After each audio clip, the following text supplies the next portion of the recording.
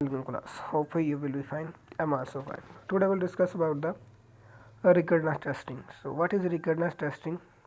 The purpose of the recurrence test is to find the factor that strongly influence the measurement result and to determine how closely one need to control these factors. Recurrence tests do not determine the optimum condition for a test method. कहने का मतलब है कि जो recognise testing होती है इसका मकसद होता है कि आप एक एक्सपेरिमेंट करना चाह रहे हो, उसका रिजल्ट फाइंड करना चाह रहे हो, तो उसमें आप देखते हो कि कौन से फैक्टर उसको अफेक्ट कर रहे हैं strongly.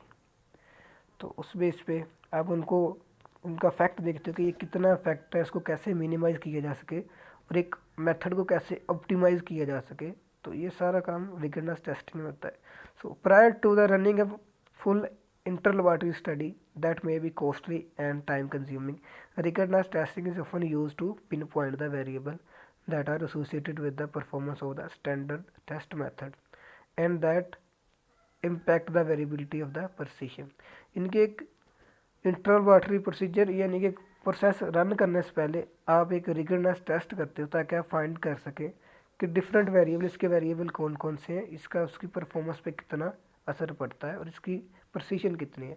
If a recurrent test is not performed prior to the actual inter-laboratory study, the participant in the study may not be aware of the variable that directly impact the result performing the method.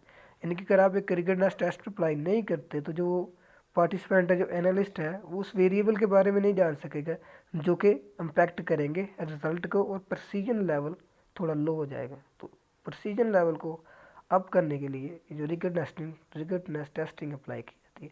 The recognise test should be confined to single laboratory in order to maximise the visibility of any variable.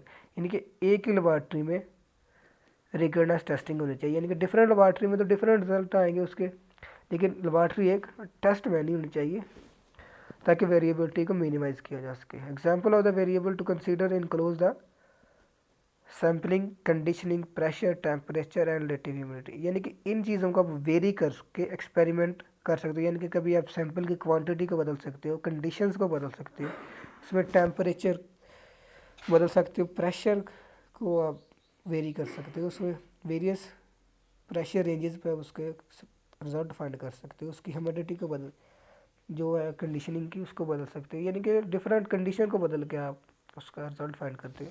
अब explanation है इसके recognise testing की कि an optimise method may produce excellent result in the laboratory that develop a method but poor result in the other laboratory. यानी कि एक optimise method है, एक लेबॉरेटरी में सही रिजल्ट दे रहा है, दूसरी लेबॉरेटरी में थोड़ा पुअर रिजल्ट दे रहा है. This is not particular surprising because the method typically optimized by the single analyst using the same reagent. Equipment and the instrument is not included in the simple operator characteristic. Other less obvious factor may affect an analysis, including the environmental factors such as temperature or relative humidity in the laboratory. यानी कि ये भी parameter हैं जो affect कर सकते हैं किसी एनालिसिस को या उसके रिजल्ट को. If the procedure does not require control of these conditions, then they contribute to variability. अगर कोई आप ऐसा प्रोसीजर कर रहे हैं, प्रोसीजर को अप्लाई करते हैं कि जो इन कंडीशन को कंट्रोल नहीं कर सकता, तो फिर वेरिएबिलिटी आएगी मेजरमेंट्स में जो कि रिजल्ट को अफेक्ट करेगी और जो इन टर्न प्रोसीजर को अफेक्ट करेगा.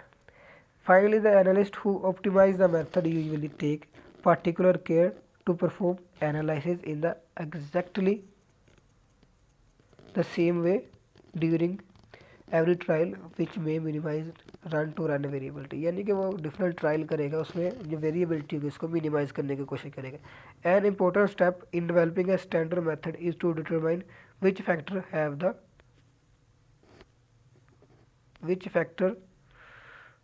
The pronounce effect on the quality of the result. यानी कि क्वालिटी ऑफ रिजल्ट पे जो फैक्टर अफेक्ट करेंगे उनको डिटरमाइन करना. Once we identify this factor we can write a specific instruction that whose this factor must be control.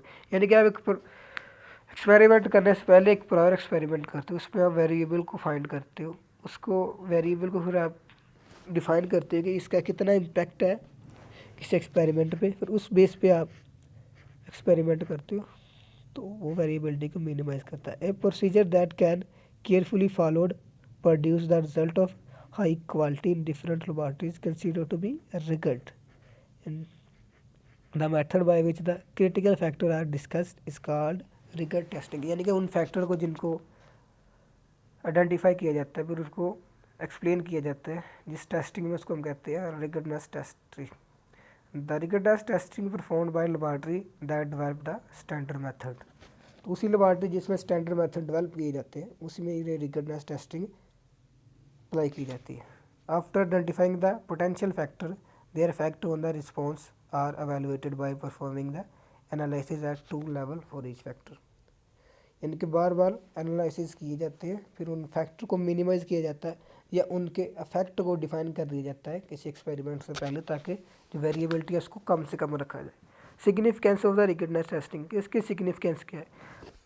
तो ruggedness testing is important point in the method validation, यानी कि method validation का एक important point है। Its primary function is to identify the factor that influence the result of an experiment and their control as well। इसका जो primary function है तो उसमें आप फैक्टर को आइडेंटिफाई करते हो जो रिजल्ट को इन्फ्लुएंस करते हैं, उसके बाद उसको आप कंट्रोल करते हो कि ये कैसे कंट्रोल होते हैं। उसके बाद इट कंसर्न सम टाइम, लेकिन बाज़ का it concern about the future perspective, यानी कि ये फ्यूचर पर्सपेक्टिव यानी कि एक मेथड है जो उसके आने वाले जो रिजल्ट होते हैं, जो पैरामीटर होते हैं उनके बारे में ये प्रेडिक्शन करता है। It perform with the different analyst in the same lab and to check द reproducibility of the sample at a mobile phase used।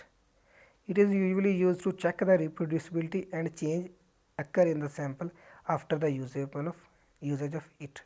It is particularly helpful when there is a shortage and cost effectiveness of the sample and mobile phase। Reuse the mobile and sample after experiment rather than discarded। यानी कि आप sample को discarded करने से पहले उसको आप reuse again and again करते हो उस रिकर्डनेस टेस्टिंग में।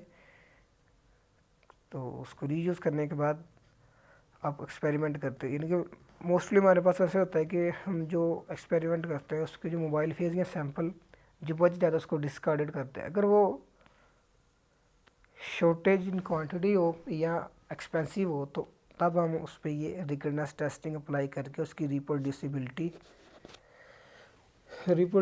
को काउंट करते हैं, उसको रीयूज़ करते हैं अगेन एंड अगेन ताकि ये कॉस्ट इफेक्टिव हो सके। तो ये रिकर्डनेस टेस्टिंग उसकी सिग्निफिकेंस। Okay, thank you.